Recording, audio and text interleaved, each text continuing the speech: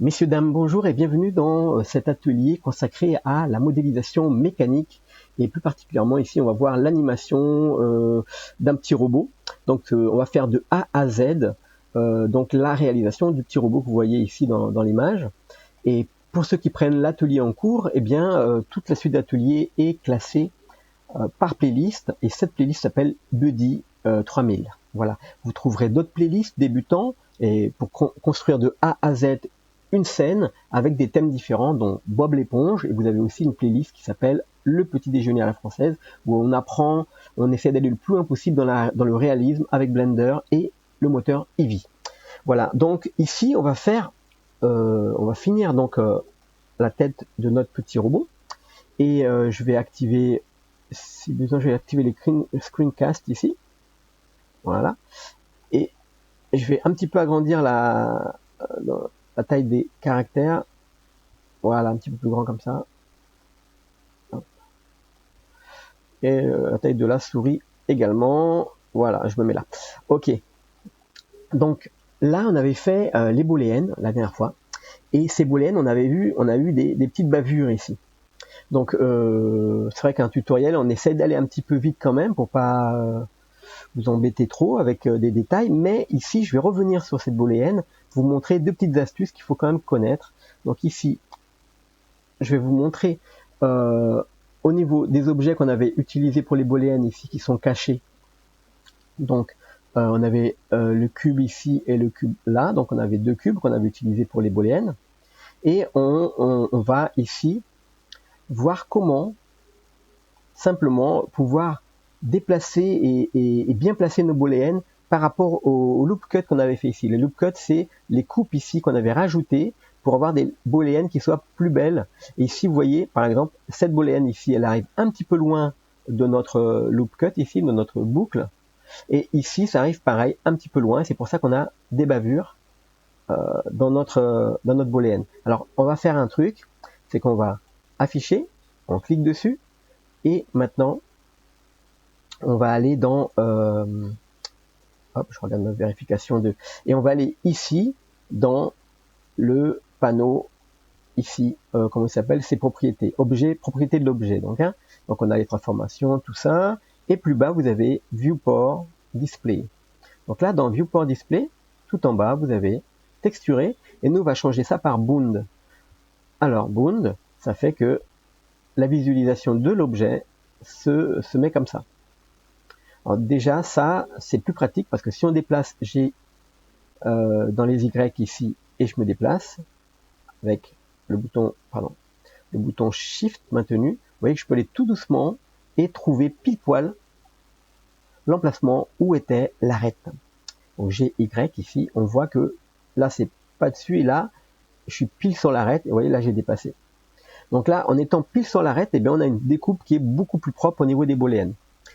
Et ici donc je vais éditer cet objet et quand on édite l'objet en mode Bound, on voit juste les contours de l'objet, c'est très pratique parce que là du coup je vais prendre la face ici, et je vais faire GY, et je vais chercher pile la deuxième découpe qu'on avait fait spécialement pour que ça tombe pile. Alors je fais G, et voilà, G dans les Y. Donc là, je suis pile poil pour que notre booléenne, eh bien, elle soit parfaite. Donc là, je vais de nouveau masquer mon objet, et à l'arrière ici, donc je vais faire pareil, Bound. Voilà, ici. Alors moi ici, les découpes à l'arrière ici, avec... les parties comme ça me plaît pas. Donc, ce que je voudrais, c'est avoir la même chose que ça ici, avec des ailerons, mais avec de la matière à l'intérieur, et non pas comme ça, comme un petit coffre vide. Donc, ce que je vais faire, je vais de nouveau éditer cet objet. Tac, je vais prendre l'ensemble de l'objet, je me mets dans la vue, CTRL 1 pour être à l'envers, et je fais G, ah non, pas G parce que là je vais déplacer, mais je fais Shift D pour dupliquer, et je fais G dans les X pour me déplacer, GX pour me déplacer en maintenant le bouton contrôle comme ça. Je fais des petits pas sur la grille. Et là, je m'arrête pile quand je suis en superposition avec l'autre partie donc qui avait été en miroir. Mais maintenant, donc je vais retourner sur cet objet-là en mode. Donc je passe du mode édition, vous avez vu ici, en mode objet. et je vais regarder. En fait, là, on avait déplacé la pile de modification. Ici, le booléen, on l'avait mis tout en haut pour que ça intervienne après le miroir. Et en fait, voilà, en le plaçant en dessous, cette fois-ci, en ayant dupliqué l'objet, en ayant dupliqué cet objet en double, eh bien, on retrouve le même effet que si c'était un objet d'un ensemble, comme ça, comme celui-ci. Et donc, là, on a la partie intérieure qui est pleine. Je pourrais aussi prendre dans la vue de profil cet objet et faire une rotation comme ça, pour faire pareil, cette espèce de d'aileron, d'ailettes qui sont un petit peu incurvées comme ça. Voilà. Ou alors vous faites R dans les X et vous bougez tout doucement comme ça, vous voyez la découpe se fait ici sur le côté. Alors une fois que vous êtes content, eh bien vous n'avez plus qu'à masquer l'objet qui servait à faire la découpe. Ok, alors autre chose, moi je veux, par exemple, je veux pouvoir déplacer ici, je veux pouvoir bouger les sourcils de mon petit robot. Donc si je laisse comme ça, j'aurais pu mettre des os dans l'armature et parenter l'os que à cette partie-là, mais c'est un petit peu plus compliqué que si on l'avait séparé en objet en amont. Donc ce que je vais faire, c'est que je vais séparer la partie que j'ai créée dans un objet simple et seul. Donc ici, alors je vais le sélectionner. Avant de le séparer, je vais créer d'abord la petite partie. On avait vu une petite partie qui fait, je fais une extrusion, encore une deuxième extrusion comme ça. On a vu une petite partie qui faisait, qui sortait comme ça pour l'animer. Donc là, je vais prendre l'intérieur ici. Je vais faire une extrusion. Je fais S et je me mets dans la vue de face comme ça. Et je vais juste faire un petit carré bien carré. Donc je descends un tout petit peu ça, comme ça. Voilà. Et là, ici, je vais faire une extrusion vers le fond, donc E, je vais un petit peu vers le fond, S pour réduire la taille, et E pour remettre vers l'extérieur. Je dépasse un petit peu comme ça fait comme un petit boulon. Donc voilà, là déjà, j'ai le truc qui ressemble beaucoup à ce que j'avais dans le film. Là, cette partie-là, je pourrais la descendre un tout petit chouïa comme ça. Voilà, bon, c'est pas obligé, parce que ça faisait un petit truc comme ça. Bon, bref. Et en tout cas, on va séparer cet objet et cet objet, qui sont en miroir, vous avez vu, et on va en faire des objets séparés. Donc, alors, je rentre en mode édition, je prends celui-ci, je fais L, et je fais P pour séparer déjà l'ensemble, les deux objets. Donc là, par contre, cet objet-là, vous voyez, il a toute la pile de modificateurs qui a suivi. Donc les booléennes, j'en ai pas besoin, les deux booléennes. Le bevel, eh bien, c'est ce bevel-là, j'en ai pas besoin. Donc, il me reste que le miroir. Déjà, en parlant de miroir, je vais relever là, j'ai fait une petite marque là, et ben ça me plaît pas. Hein. Donc là, hop, je vais relever ça. Dans la vue de face, j'ai en maintenant Shift. Ok. Ok. Et ce que je vais faire, c'est que je vais rendre le miroir, je vais faire l'appli du miroir. Donc, je fais ça, CTRL A, ou ici, vous faites Apply. Donc on survole donc le modifier, CTRL A. Voilà. Et là maintenant, je vais ici, dans cette partie-là, et je vais la séparer cet objet de l'autre. Donc je fais P et je sépare. Donc vous voyez comme ça, on a un objet, un objet, un objet. Donc voilà, on a celui-ci, celui-ci. Et par contre, si je fais une rotation, je me retrouve avec le même centre de rotation que la tête de mon robot. Donc ce que je vais faire, c'est que je vais mettre le centre de rotation ici, au niveau de mon petit boulon. Donc j'édite, je vais sélectionner ça, je fais CTRL plus pour rajouter à la sélection, et je fais SHIFT S pour mettre vers le curseur vers Selected. Donc vous voyez mon curseur 3D ici, il est au centre, il est venu se mettre là où moi je veux faire le centre de rotation de mon objet. Donc pour faire le centre de rotation, vous allez en mode objet ensuite, et vous cliquez sur le bouton objet ici, et vous allez sur mettre origine, set origin to 3D cursor. Et voilà, donc là c'est bon pour celui-là. Hop, rotation, si je fais des rotations n'importe comment, ça fait selon le centre 3D là. Et là maintenant, on va faire la même chose ici. Donc, sélectionne ça, CTRL plus, je fais SHIFT S, curseur vers sélection.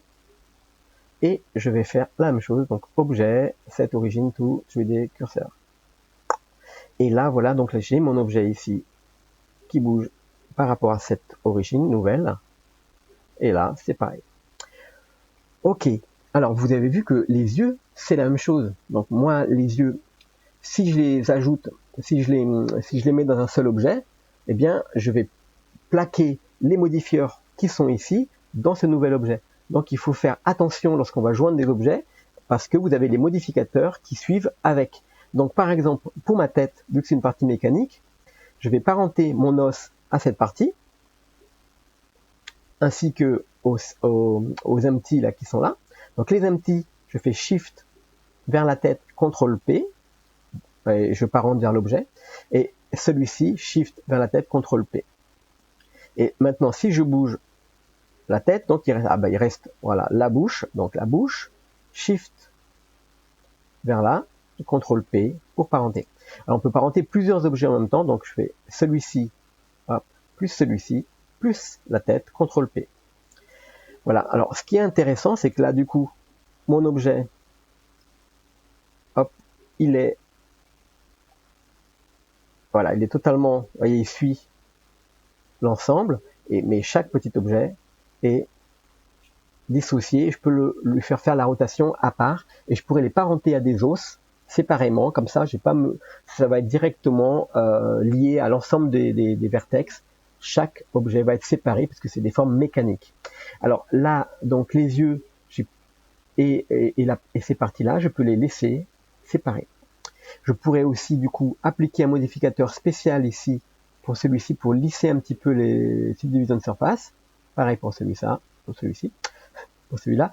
Et donc vous avez ici donc la partie des yeux par exemple qui pourrait être faite comme ça aussi, mais non, ça me plaît pas.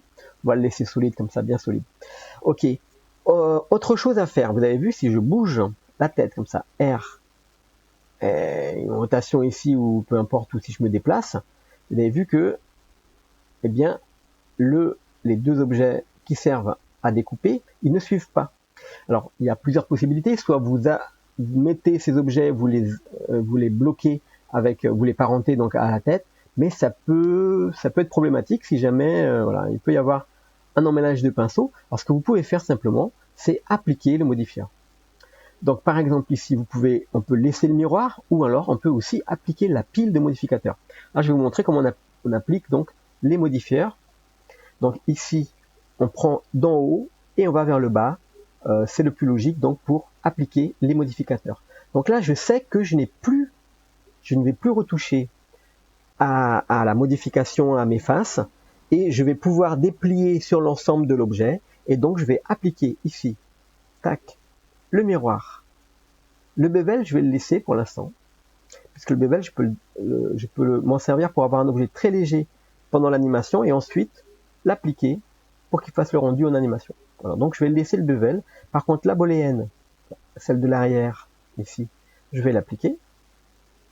Et celle de cette partie avant, hop, sur l'objet, je vais l'appliquer aussi, donc j'appuie ici sur Apply. Voilà.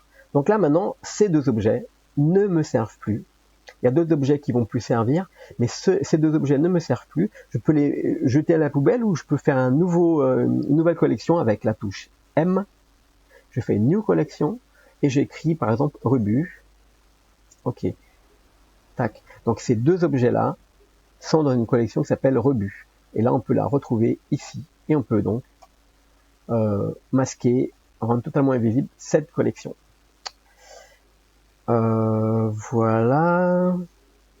Voilà, c'était la petite retouche, la petite finale que je voulais faire, mais je vais pas vous laisser comme ça. Ce que je vais faire aussi, c'est qu'ici, je vais rajouter, donc je vais sélectionner la boucle et je vais finir les yeux, et comme ça, on aura totalement, je vais sélectionner si je peux, voilà. Là, j'ai sélectionné une boucle, hein, ça peut être celle-ci. C'est juste pour recentrer, pour faire Shift S, pour avoir le curseur vers le centre ici. Donc là, dans je vais mettre en mode objet, donc je sors comme ça, et je vais ajouter Shift A, je vais ajouter une UV sphère, comme ça, pardon, j'ai fait, non, c'est pas ça, X, je supprime, Shift A, je vais ajouter une UV mèche, pardon, UV sphère. Voilà. Alors là, cette UV sphère, je vais la mettre face à nous. Donc je suis dans la vue 1, la vue de face, et je la mets ici par rapport à la vue. Tac. Donc elle se met bien face à nous. Le nombre de découpes, je vais mettre un peu moins. Je vais mettre, allez, 25, 24. C'est bon. Alors là, j'ai pas réfléchi, j'ai pas calculé. C'est juste parce que comme je vais lui mettre un subsurf dessus, je pense, ça rajoutera des faces et donc c'est pas la peine de faire trop précis. Donc là, je vais sélectionner la moitié. Ce que je peux faire, je peux cacher Alt. Je fais l'inverse. Donc je fais CTRL I pour inverser et je fais H pour masquer. Donc je prends ici, je me mets sur la vue de profil avec la touche 3 et je vais de nouveau rentrer en mode édition. Et là, je vais prendre le mode fil de fer ici et je vais sélectionner tout ça et je fais X et je vais supprimer les vertices. Ah, bah, je prends tout ça aussi. J'avais pas bien. Ah, pourtant, j'étais en mode fil de fer. Ok, X, supprimer les vertices. Voilà. Donc là, vous êtes bien en mode fil de fer. Hein. Alors, si ça va pas, vous passez en mode comme ça, transparent, pour pouvoir tout sélectionner. Donc maintenant, je vais faire S dans le sens des Z, des Y, pardon, pour aplatir un petit peu l'espèce de truc là, l'espèce d'écran, les lunettes. Et je fais CTRL, je fais Alt H, ou alors je clique ici, vous voyez sur les petites, vous voyez ici c'est masqué, je peux les rendre visibles au fur et à mesure ici, ou alors on fait Alt H pour de nouveau rendre visible tout ce qui était masqué, alors même ici, voilà. Ok, on se remet en mode solide, et on enlève le mode transparent ici. Alors là, on a une lunette, je vais la rétrécir, S, et je vais la mettre bien, alors je me mets dans la vue de face. Alors je n'étais pas bien mis dessus, je vais le remettre bien, voilà, je fais S pour le réduire un petit peu. Voilà. Donc là, cette petite lunette comme ça, ok. Alors on pourrait la laisser comme ça, et on pourrait, alors je vais juste lui donner un nom, c'est lunette. Comme ça, voilà, elle a un nom, ça c'est bien. Et je vais juste la dupliquer, ou alors je pourrais, si par exemple si je la joins à l'objet ici, par exemple si je fais CTRL J, bien ça le met dans les deux, parce que c'est l'objet, lui, il avait le modificateur mirror, donc il va récupérer le mirror et il va récupérer la Sculpt Division Surface. Donc là, par exemple, on a, c'est pratique. Ok, si maintenant je veux agrandir un tout petit peu la lunette parce qu'elle touche pas assez, eh bien il faudra que je fasse édition. Tabulation donc pour éditer, sélectionner un vertex, faire L dans la vue de face, là ici pour faire S pour agrandir un tout petit chouille, et voilà. Ok, par contre cet objet, on va lui mettre une nouvelle matière. Alors ici je vais dans les matières, on a toutes ces matières là qui avaient déjà été créées, je fais plus et je mets new et je mets transparent, voilà, tac, transparent, et je fais assigner. Alors là, directement, au niveau ici dans surface, on peut déjà mettre ici l'alpha bien à 0, hein, à 0,2, 0,3, voilà. Comme ça, dans notre vue en render view, on a ça. Ah oui, il faut activer, bien sûr, il faut activer dans setting ici, il faut activer transparent, alpha blend, voilà, pour voir à travers. Et pour l'instant, on ne touche pas trop au matériau, donc je vais le laisser comme ça. Et voilà. Donc, c'était la petite mise au point que je voulais faire juste avant de passer à l'épisode suivant, c'est-à-dire le corps des buddies. On va commencer à faire le corps de buddy. Voilà. J'espère que cet atelier vous a plu. Si vous n'êtes pas abonné, eh bien abonnez-vous parce que là on va vraiment voilà, vous n'avez qu'à voir l'animation finale et vous allez voir que c'est vraiment un truc sympa à faire. Et voilà, si vous n'êtes pas abonné, bam, c'est le moment. Donc je vous souhaite une bonne modélisation et puis j'espère que tous ces petits détails que je vous ai donnés aujourd'hui, vous allez les enregistrer parce que c'est vraiment très important de comprendre voilà, tout ce qui est pile de modificateurs, tout ce qui est voilà, pourquoi on va appliquer une pile de modificateurs ou pas. Voilà, c'est assez important tout ça. Voilà. Allez, ciao tout le monde.